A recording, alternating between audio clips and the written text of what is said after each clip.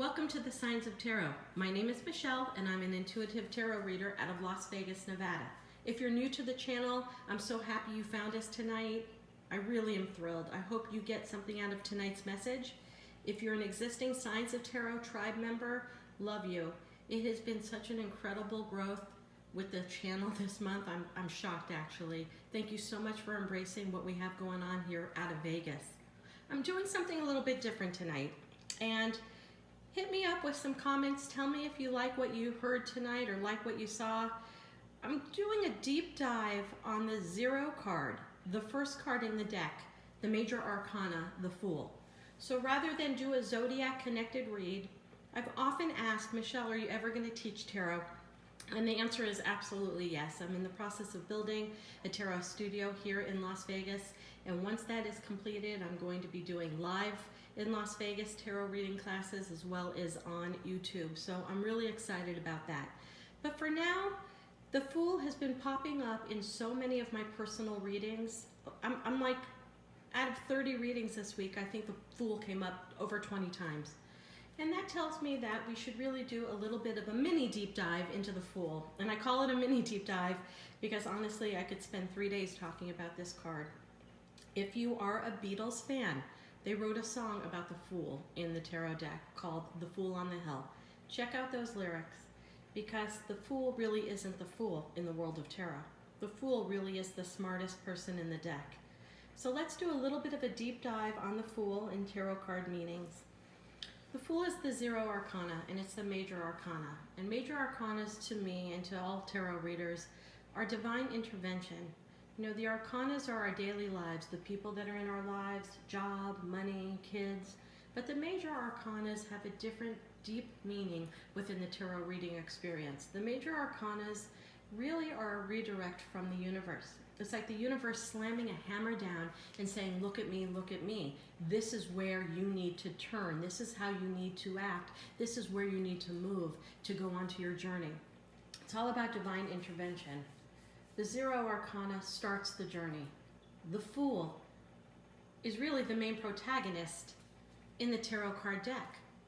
So when you do a tarot card reading, the person you're reading for becomes the Fool, and they dive into the deck and they continue their journey. The Zero card, the Fool. Now let's take the Rider-Waite. I have the Affirminators. I have OK Tarot. I have Crystal Vision. I have the Golden Tarot, and I have the Crystal Tarot. I have several different depictions of the Fool here. But what all of us do, I shouldn't say all of us, because tarot readers all have their own process. What my process was to understand the Rider-Waite, in my opinion, the original testament of tarot. And once you learn all the nuances, all the crevices, all the artistic experiences within the Rider-Waite, then you can apply to every other tarot card deck and embrace what that particular artist did to enhance that tarot card. So let's talk about the Fool with the Rider-Waite. First, the character. Pangender.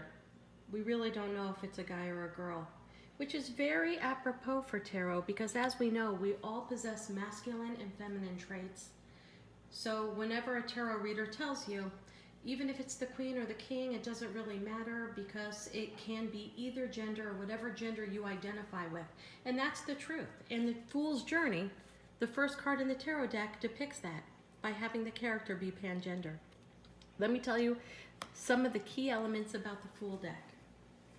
The Fool means new beginnings. The Fool is all about innocence and spontaneity and naivety. But the Fool really isn't the one who doesn't know what's going on. The truth is, the Fool hands him or herself over to the universe and says, I trust in you, universe. I trust in the process. I trust in the fucking process. And I'm jumping off the cliff. Why? Because I know the universe is going to carry me to the next step of where I need to go.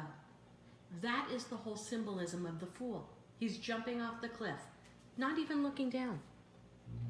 He doesn't have to look down. He knows the universe, spirit, his higher source is going to carry him to the next step. I say him just because, but again, this is a pangender, it could go either way. some of the other beautiful aspects of the Fool. Carrying a white rose, symbolizing purity, symbolizing going through the experience with a pure heart, with no intention, with no expected outcome, which is the key in the metaphysical journey, to experience life without experiencing and solidifying an outcome for yourself. That's how you protect yourself. Next, just a tiny bag, a couple of items. The Fool is leaving his ego behind. He's leaving the car, the house, the burdens, the material, the big amounts of coin, leaving behind the material world, because all he really needs in life is to carry on through a happy, healthy, excited, spontaneous journey. I love that element of the Fool the most. Leaving the ego behind, leaving away material goods. He's got his best friend by his side. Some say he's barking and pleading for him not to go. Others depict it that he's going to jump off the cliff with him because friends support friends. We really don't know, because all we see is the beginning of the story here. He jumps off the cliff with the sun behind him. The sun, one of the greatest cards in the tarot card deck, means clarity, abundance. The Fool is very clear on what he is doing. There's no naivety, in my opinion, with the Fool.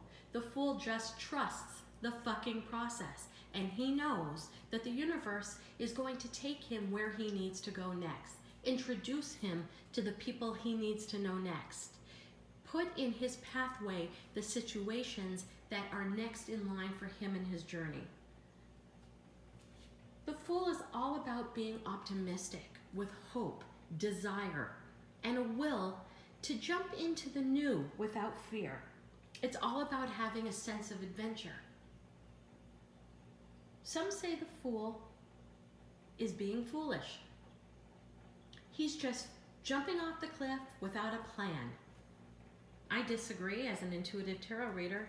I think the plan is being handed over to the universe. Universe, what is your plan for me? Who do you have in store to meet? Who do you have in store to cross my path? What adventures do you have for me? The Fool to me is also a deep dive into the source of intuition. You know, we never see how far the cliff is. We never see how far the cliff is. The cliff could be 3 feet for all we know. We never really know. But the Fool, looking so calm and so confident, jumps off that cliff without trepidation, without fear. He's leaving fear behind. He's also leaving his past behind. And he's not taking the baggage with him, as depicted by just a tiny bag here. So I want to do a little bit of a dive into some of these other cards so that you can see the Fool, and then we will talk about the Fool in reverse. I love this Affirminators. It's just kind of interesting that I believe they used a pink flamingo, but you see the amazing little bag here, and you see the dog, but what you also see here are feathers. And feathers, to me, if you have followed my channel at all, feathers are connected to birds, and birds are what connect the 3D where we live now, and the 5D, the ether, the universe, the gods, spirit, divine intervention. The fact that they have feathers here lets me know in that particular card there is still a divine calling to move forward. Now, let's look at the Fool with the OK Tarot. I just love this deck. The more I dive into this deck, the more I love this deck. It's simple, it's OK Tarot, and it's meant to be simple. It's all about innocence. They use a little bit of the hat, like a jester hat, to recognize the Fool, and we see the rose, symbolizing purity and innocence. Here's one of the cards that clearly depicts the Fool as a woman. But again, we all know it's pangender because we possess both, masculine and feminine. Here she is carrying the tiny bag.